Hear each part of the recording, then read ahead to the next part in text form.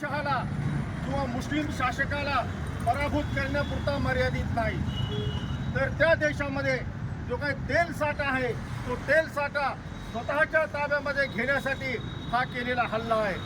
सर्वात महत्त्वाची गोष्ट, या देशाचं सरकार कितीही हिंदुत्वाची भाषा करत असलं तरी सुद्धा हा इराण आणि इराक हा आपला भारताचा अतिशय नैसर्गिक मित्र आहे.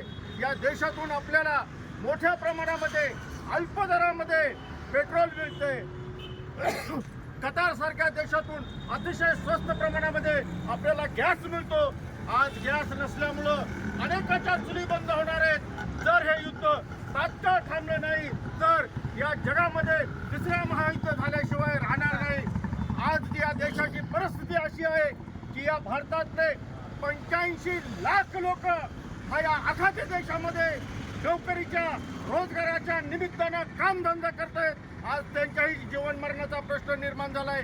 मोठ्या प्रमाणामध्ये जर या इराण, इराक आणि आखाती देशामधला जो काही पैसा आहे तो भारतामध्ये येतो आणि त्या पैशाच्या जीवावरच आपण हे तेल आणि गॅस अशा वस्तू खरेदी करू शकतो. म्हणजे हा फक्त खोमाडीला मारण्यापुरता विषय मर्यादित नाही, तर हा विषय हा अतिशय माझी दादागिरी आहे.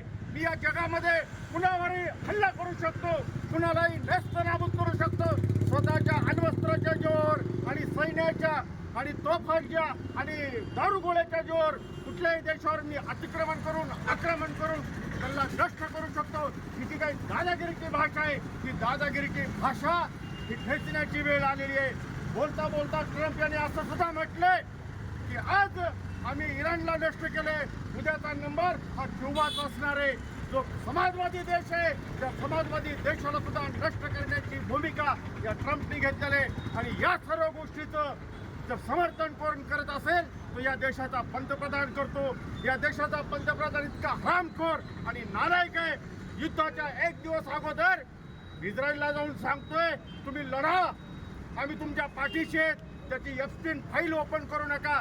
जे त्याचे काळे कारनामे आहेत, जे रंगरंगीलापणा ज्या मोदीनं इस्रायल सारख्या देशामध्ये केलेला आहे तो इस्रायलच्या देशाला बंद करण्यासाठी, स्वतःचं चारित्र्य शाबूत ठेवण्यासाठी इस्रायलच्या जाऊन तिथं पाया पडलेला आहे. आणि म्हणून आज हा एका देशाचा राष्ट्राध्यक्षाचा मृत्यू झाल्याच्या नंतर, हल्ल्यामध्ये वध झाल्याच्या नंतर सुद्धा एक शब्द सुद्धा या देशाचं सरकार बोलत नाही. म्हणून या गोष्टीचा आम्ही सुद्धा तीव्र निषेध करतो आणि अमेरिका आणि इस्रायलचा निषेध करतो. युद्ध चालू आहे याचा निषेध करण्यासाठी आलो.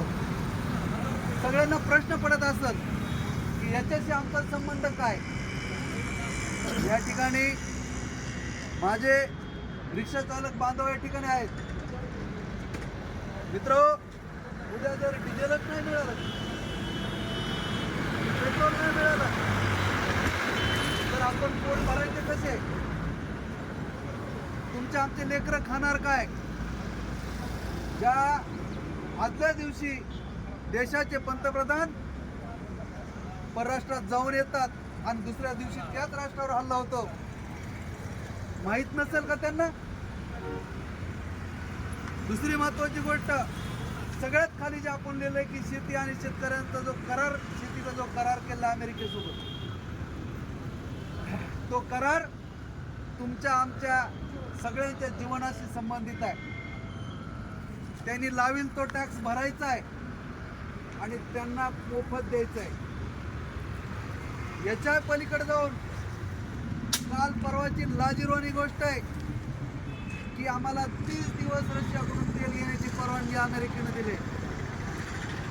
जी कंगना रनौत म्हणते की 2014ला आम्हाला आझादी मिळाली, मग ती खरी आहे का? की ती आझादी अमेरिकेकडे घाण ठेवली का? आपण अमेरिकेच्या पारतंत्र्यामध्ये आहोत, जे अमेरिका आपल्याला तेल खरेदी करण्यासाठी परवानगी देत आहे. ही गोष्ट सगळ्यांना कळते, सोशल मीडियातून सगळ्यांच्या पर्यंत पोहोचली आहे. परंतु प्रश्न हा आहे की रस्त्यावर कोणी यायचं. म्हणून आज भारतीय कम्युनिस्ट पक्षाच्या वतीनं आपण रस्त्यावर आहोत आणि रस्त्यावर येऊन या सरकारचा, या देशाला घाण टाकणाऱ्या या पहिल्या पंतप्रधानाचा आपण निषेध करत आहोत. म्हणून आपण या ठिकाणी आज जमलेलो आहोत. म्हणून मी पुन्हा एकदा भारतीय